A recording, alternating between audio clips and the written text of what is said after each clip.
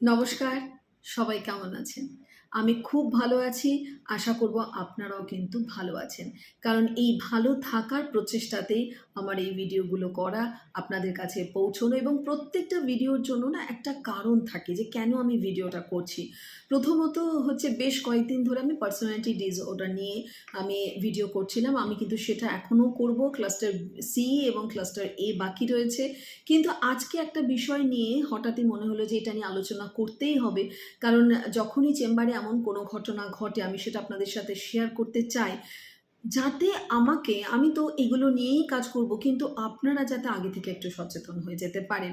যেমন আজকের যে বিষয়টি নিয়ে আলোচনা করব সেটা অনেকেই জানেন না বলে ধারণা আমার হলো এই কারণে, কারণ এই বাবা-মাও কিন্তু এসে বললেন, "আমরা তো এটা জানতামই না এটা রোগ।" হ্যাঁ, ২ বছর তারা ট্রিটমেন্ট করছেন এবং নিউরোসায়েন্সে, কলকাতা নিউরোসায়েন্সে সেখানে কিন্তু তার ট্রিটমেন্ট চলছে, তার সন্তানের ট্রিটমেন্ট চলছে এবং সেখান থেকে আফটার মেডিকেশন তারা কাউন্সেলিং করতে বলেছেন। কাউন্সেলিং করার জন্যই আমার কাছে আসা এবং এখন অনেকটা বেটার আছে। কিন্তু ২ বছর তাদের ভয়ানক ক্ষতি হয়ে গেছে। হ্যাঁ, ভয়ানক ক্ষতি বললাম কারণ আমি চেষ্টা করব, আমি জানি না যে আপনারা তো জানেন যে আমি খুব একটা এডিটিং বিষয়গুলো বুঝি না। তো যদি সম্ভব হয় আমি ছবিটা দেওয়ার চেষ্টা করব। আমি দেখছি এটা দেওয়া যায় কিনা। হঠাৎই এখন মনে হলো যে ছবিটা তো আমার তোলা আছে। আমি ছবিটা কিন্তু দেবো, কারণ আমি প্রোগ্রেসটা কীরকম হয় সেই কারণে আমি ছবিটা তুলে রেখেছি। তো বিষয়টা হলো যেটাকে বলা হয় ট্রিকোটিলোমেনিয়া অথবা ট্রাইকোটিলোমেনিয়া, যেটা আহ, এই নামটার সাথে আমরা যেভাবে পরিচিত, আমাদের কিছু সময় কিন্তু ভয় হয় যে এটা যতটা বড় নাম ততটাই কি সমস্যাটাও বড়।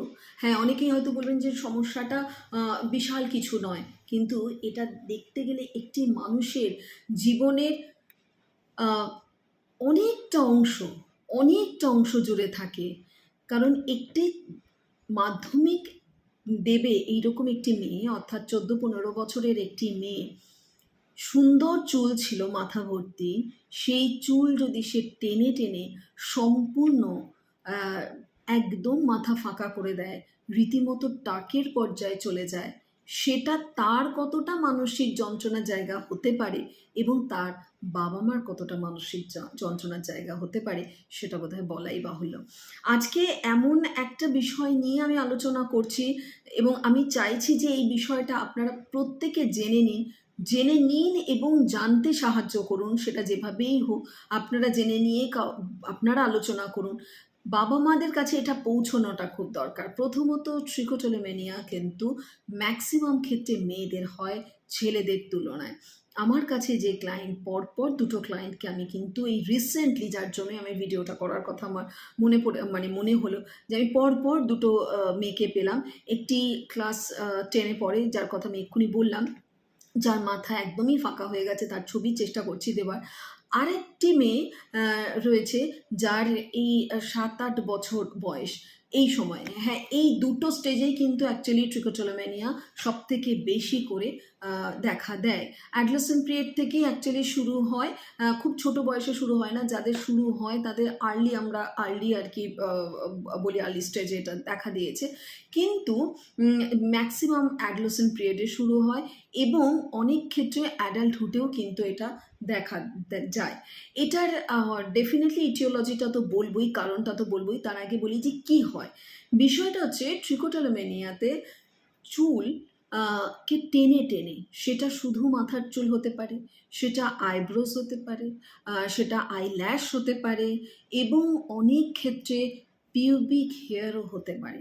আমার কাছে যে মাধ্যমিক অ্যাপিয়ার করছে যে মেয়েটি, অর্থাৎ এই ১৪-১৫ বছরের মেয়েটি, কিন্তু পিউবিক হেয়ারও মানে তার টেনে টেনে ছিঁড়ে ফেলার মতো হ্যাবিট রয়েছে এবং বাবা মার রীতিমতো ডিপ্রেসড, বাবা মার রীতিমতো মন খারাপ, খুব স্বাভাবিক। এবং দেখুন মেয়েটির এতটা চুল ছিল, সেখান থেকে পুরো মাথা ফাঁকা হয়ে গেছে। যদি সৌন্দর্যের ক্ষেত্রে নাও বললাম, মিনিমাম একটা নর্মাল যে আমাদের দৈহিক রূপ আছে সেটার জায়গাও তো একটা এক্সপেকটেশন থাকে আমাদের বাবা মাদের সন্তানের প্রতি।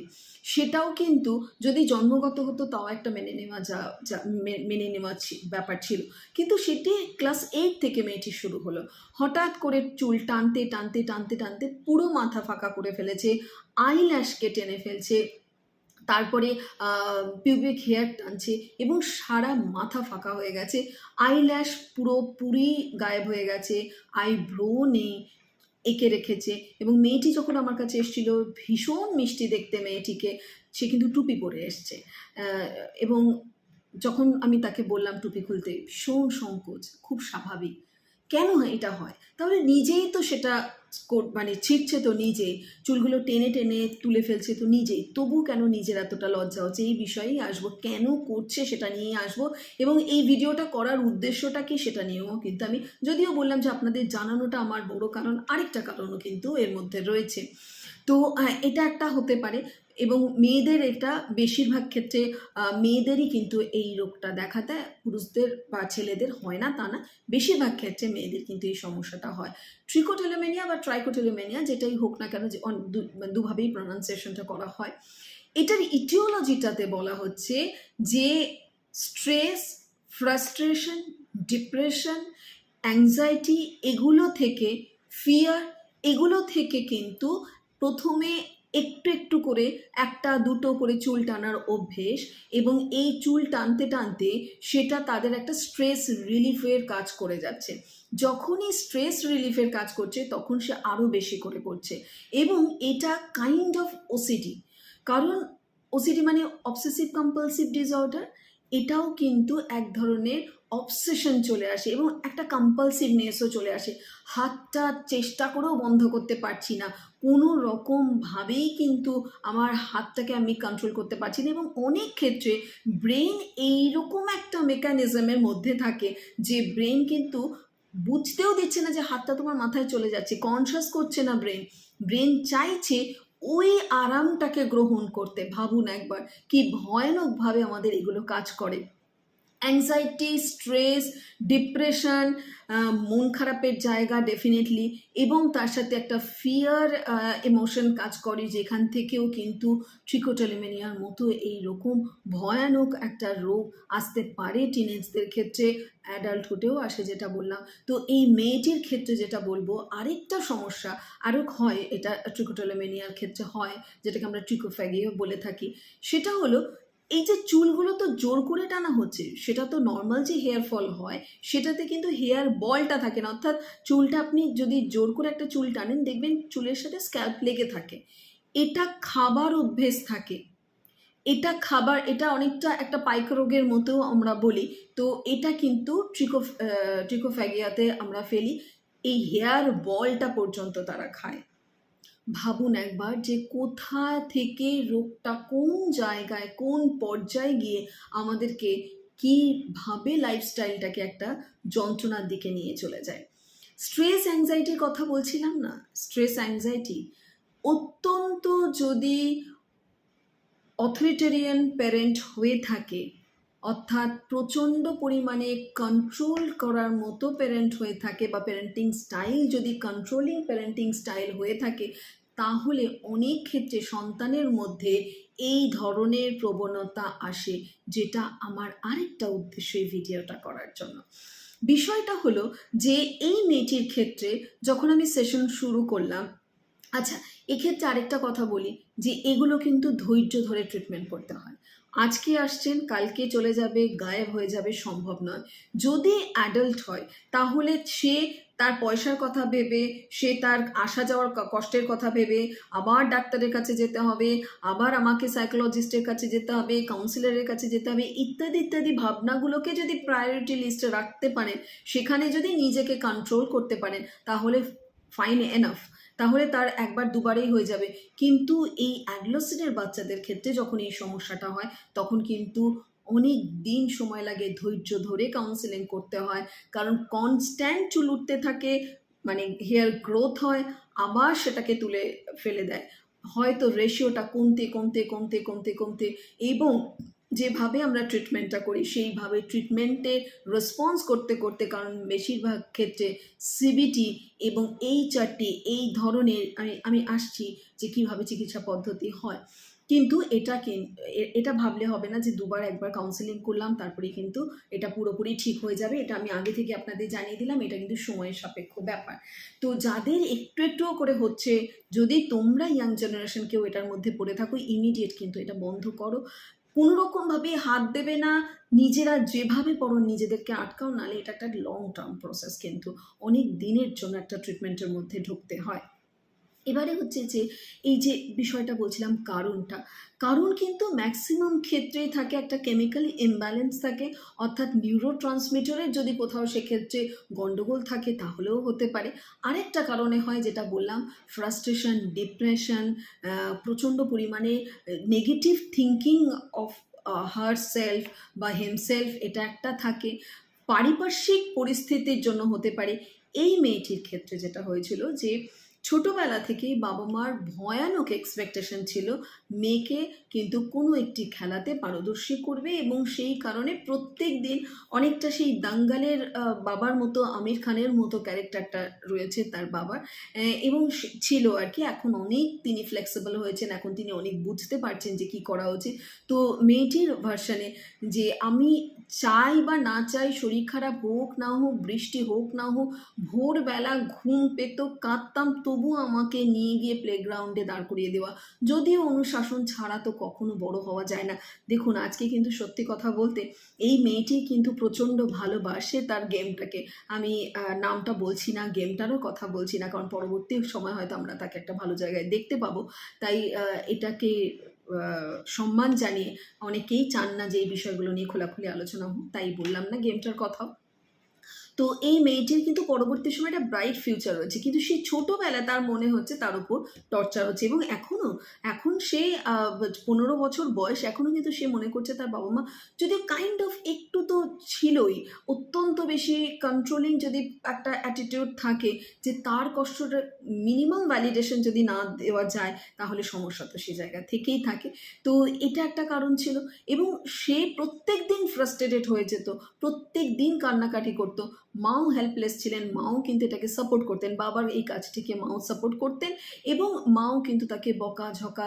সব থেকে বড় কথা, প্যারেন্টিংয়ের মধ্যে যেটা সব থেকে নেগেটিভ, আমি বারবার বলি, মা বাবা দুজনে একসাথে মারধর করতো বাচ্চাটিকে, বকাঝকা করতো, এবং বাড়িতে যখন আর কোনো সাপোর্ট সিস্টেম না থাকে তখন বারবারই বলি বাবা মাকে যেন দুজনে যেন একসাথে বাচ্চার ওপর ঝাঁপিয়ে পড়বেন না। একজন যদি কিছু নাও বলেন, বাঁচানোর দরকার না থাকলে অন্তত সাইলেন্ট থাকুন। অনেক ক্ষেত্রেই বাঁচাতে গেলে হয়তো বাচ্চারা আশকারা পেয়ে যায়। ডেফিনেটলি মারধর তো প্রথমেই বারণ করে দেওয়া হয়, কিন্তু কিছু সময় আমি বলি হালকা করে ট্যাপ করতে পারেন, হালকা করে একটা পিঠে চড় নয়, জাস্ট বলে বুঝিয়ে দেওয়া যে আমি ভীষণভাবে রেগে গেছি, এরপর কিন্তু গায়ে হাত উঠতে পারে, এই অবধি শেষ, তার বেশি নয়। আর সেক্ষেত্রেও মাকে বা বাবাকে বলি ইন্টারাপ্ট করতে না, একজন বকলে আরেকজন অন্ততপক্ষে চুপ করে থাকবেন, নিয়ে চলে যাবেন না, তাহলে অনেকটা হয় কি মিসপ্যারেন্টিং হয়ে যায়। ছেলে বা মেয়ে হয়তো ভাবলো যে বাবা ভুল মা ঠিক, সেই জায়গাটা আমরা অনেক ক্ষেত্রে, এটা বিস্তৃতভাবে যাচ্ছি না, আমার বিভিন্ন প্যারেন্টিং সেশনগুলো রয়েছে, বিভিন্ন প্যারেন্টিং ভিডিওগুলো রয়েছে, সেগুলো দেখবেন যে পজিটিভ প্যারেন্টিং কীভাবে করা সম্ভব। মোট কথা, নেগেটিভ একটা প্যারেন্টিংয়ের ফলে বাচ্চাদের মধ্যে কিন্তু অত্যন্ত স্ট্রেস তৈরি হয়।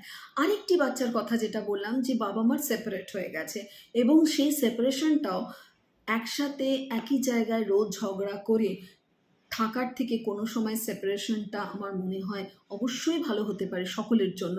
তো এই ক্ষেত্রে সেপারেশনটাও হয় কিন্তু মার দাঙ্গা হাঙ্গামার মধ্যে দিয়ে।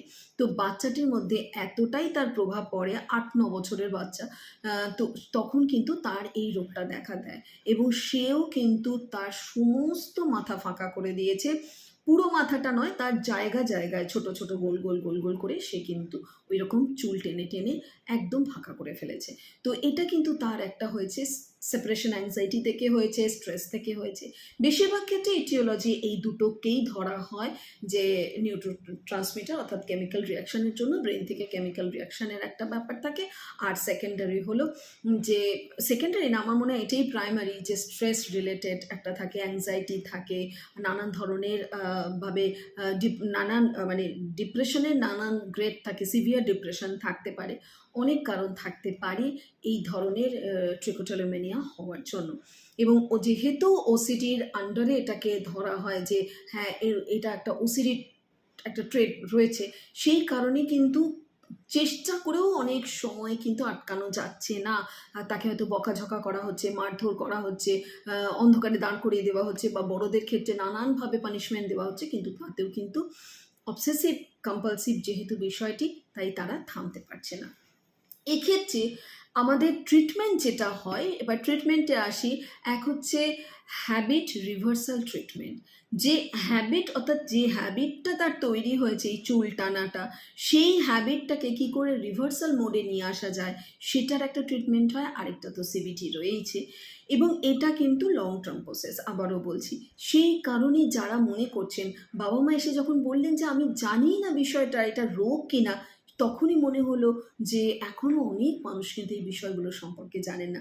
যাদের এই ধরনের ঘটনা হচ্ছে, দয়া করে একটু সচেতন হয়ে যাবেন, ইমিডিয়েট তাদেরকে জানিয়ে দিন, পারলে ভিডিওটা শেয়ার করে দিন, যাতে অন্যের উপকার হয়। এবং আমরা অনেক সময় বুঝতে পারি না, হয়তো তারা ইচ্ছে করে করছে, ভাবে আমাদের বাচ্চারা আমাদের উপর রাগ করে জেদ করে করছে, কিন্তু এটা এক ধরনের অবশ্যই ওসিডি, যেটা নিয়ে আমাদের অনেকটাই বেগ পেতে হয়। তো আশা করব ভিডিওটা আপনাদের সকলের প্রয়োজনে আসবে, যাদের আসবে অবশ্যই শেয়ার করে দেবেন। সবাই খুব ভালো থাকুন, সকলকে ভালো রাখুন। নমস্কার।